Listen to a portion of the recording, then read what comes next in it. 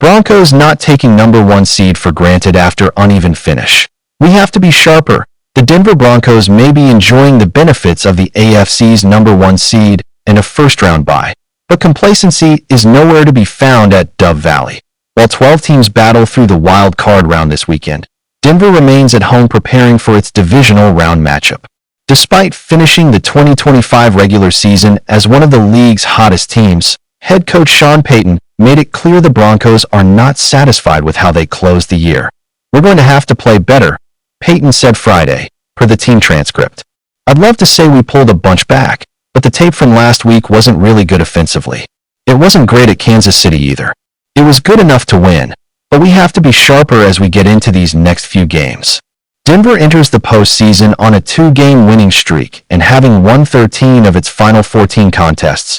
Yet Payton's frustration stems from a noticeable late-season offensive dip. The Broncos failed to score more than 20 points in any of their final 3 games. In Week 16, they were decisively outplayed by the Jacksonville Jaguars, and while they closed the season with wins over division rivals, the circumstances were far from ideal measuring sticks. Kansas City rested key players after being eliminated, while the Los Angeles Chargers sat their starters entirely. Against LA's backups, Denver didn't score an offensive touchdown, instead relying on elite defense for field goals and a pick-6 to secure the win. That inconsistency has been a recurring theme throughout the season. Although the Broncos finished above league average, ranking 14th in scoring and 10th in total yards, the offense occasionally vanished for long stretches.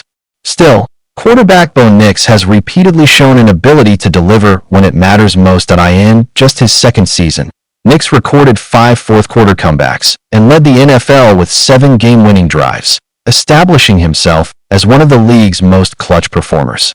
With the stakes heightened in the playoffs, Denver hopes that urgency will help them maintain focus from kickoff to final whistle. Postseason inexperience remains a concern. While the Broncos are back in the playoffs for the second straight year following an 8-season drought, last year's run ended after 1 game. Nix is still early in his career. His primary running back is a rookie, and much of the roster is made up of players with 3 or fewer seasons in the league. However, Denver isn't lacking leadership. Veteran presence on both sides of the ball, including experienced defensive lineman and linebacker Dre Greenlaw, who Payton expects back from a hamstring injury, could prove invaluable. Several of those veterans reached the Super Bowl with the San Francisco 49ers and understand what it takes to navigate a deep playoff run. "It's a positive because they understand the journey," Payton said. "Nothing's given or taken for granted. These number 1 seeds are hard to get.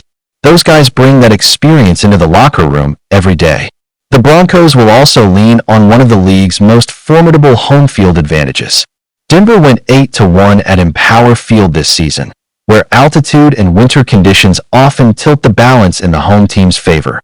"We've put ourselves in a position to play these important games in a tough environment for our opponent," Payton said, with a dominant defense, a quarterback who thrives under pressure, veteran leadership, and the advantage of Mile High. The Broncos appear well-positioned for a deep postseason run, provided they clean up their inconsistencies. For now, Denver remains focused and patient as it waits to learn its divisional round opponent, knowing the margin for error only gets thinner from here.